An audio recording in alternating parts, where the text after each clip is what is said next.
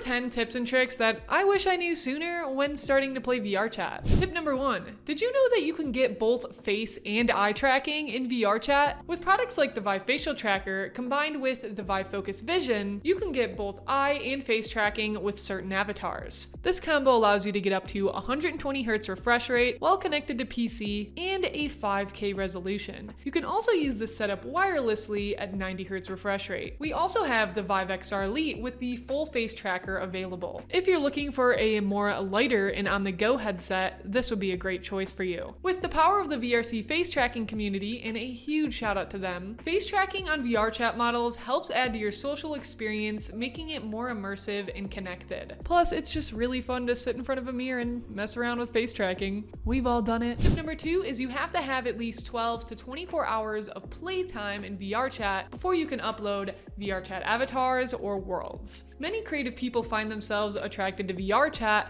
because of the ability to literally create yourself as well as an entire world around you. With VRChat's creator companion, people all over the world are uploading and creating avatars and worlds for the community to enjoy. And this could be you if you haven't tried it out already. However, you will need to put in some time before you can contribute to the game in that way. Trust me, if you hop over to the Great Pug or the Black Cat, the hours will fly by. You'll find yourself in some really awkward and silly moments as you find the unhinged chaos of VRChat public lobbies unfolding before your eyes. Tip number 3 is that you can download OVR Advanced Settings on Steam to take advantage of some extra perks and controls while in VR. One way I love using it is to move myself in a vertical up and down using the space drag feature. If I need to align myself better on the ground or get up high to see a part of the map that may be harder to get to, this is the perfect tool. OVR Settings allows for that and so much more, which you can learn more about on their store page. Tip number 4 is to check out VKet, which is an incredible event held in VRChat twice a year. This is a time where creators sell their avatars, accessories, items, and so much more. If you're a creator and you want to get into selling your work for VRChat, this is one of the perfect opportunities. And while the event's going, even if you just want to get inspired or feel motivated for your projects, you can hop over to one of their worlds with a group of friends to explore and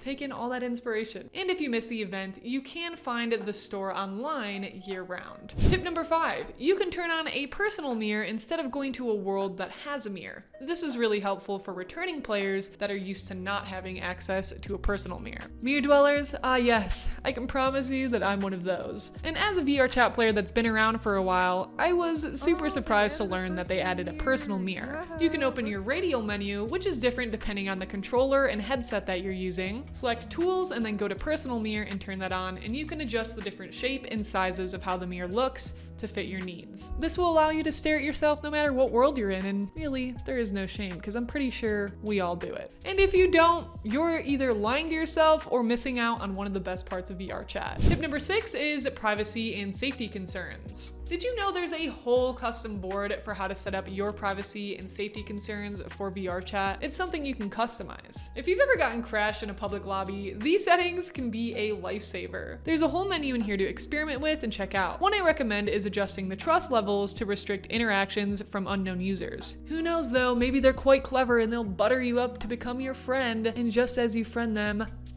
bam, they crash you. Tip number 7 is world search. If you're in a specific mood or want to sit in a world with a certain kind of aesthetic, you can use the search bar in Worlds and try typing in keywords for what you might be looking for. I've found so many beautiful worlds this way, which I don't think I would have found otherwise. So get out there, adventure, and go travel all the VRChat worlds that you might be missing out on. Tip number 8 is that instance types can now be directly joined. This one was super helpful to know instead of needing to drop a portal every single time. Let's do a quick overview of the instance types as well. Public worlds means anyone can join, even people you don't know. Friends Plus means any of your friends' friends. So if your friends have any crazy friends, be careful with this one because you might not want to see them or let them join in on your world. So this one means that your friends' friends can join your world. For just plain old friends, just your friends on your list can join. Invite Plus means you can invite other people. Your friends who join can also invite others, but it is an invite only,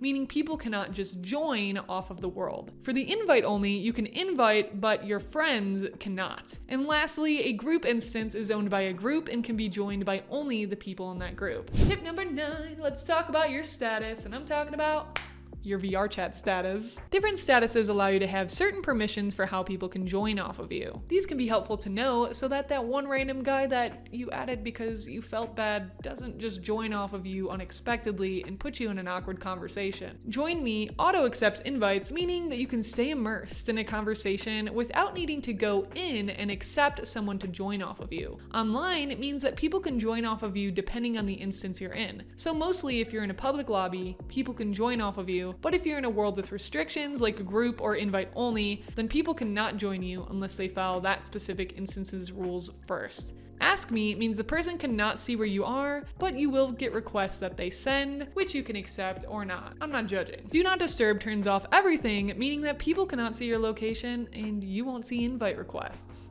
Hey, it feels kind of like a crossover between Marvel Rivals Invisible Girl and VRChat. No, that doesn't work. Tip number 10 is that groups are an amazing way to find friends in VRChat. When opening groups, you can select Find a Group. Type in a term of something you're interested in, like art, streaming, or even dancing. You'll find groups where you can click on them to find out more info. This will give you the ability to connect with more people and find friends with common interests. Are there any tips that we missed out on or you felt like we could explain better? Let me know in the comments. And if you liked any of the tech that we showed off in this video, be sure to check out the latest discounts on our products by checking out the link below. Now, a video that might pique your interest next is the 5 best worlds to visit in VRChat.